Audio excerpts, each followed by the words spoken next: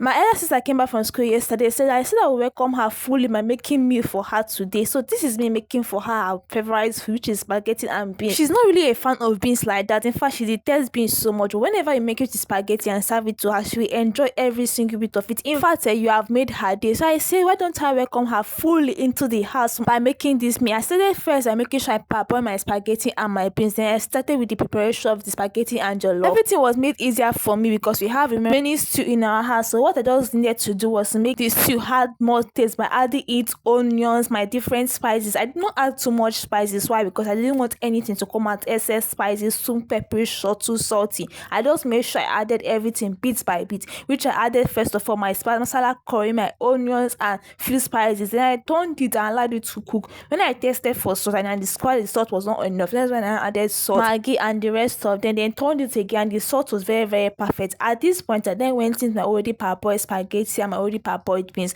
I mixed everything together. When I noticed the color was not giving, I added a little bit of oil and turned everything together. Then closed my pot to let it do the final cooking. When I finally opened my pot, trust me when I say my spaghetti is giving, I meant it is giving. She so much loved it and enjoyed every single bit of it. And me on my own party, I'm very, very happy. I'm very, very happy she has come back because I know that the workload has seriously reduced on me. That I say let me serve her well because my first impression matters a lot. So I have to serve her well for her to serve me well also. Thank you for watching. Bye.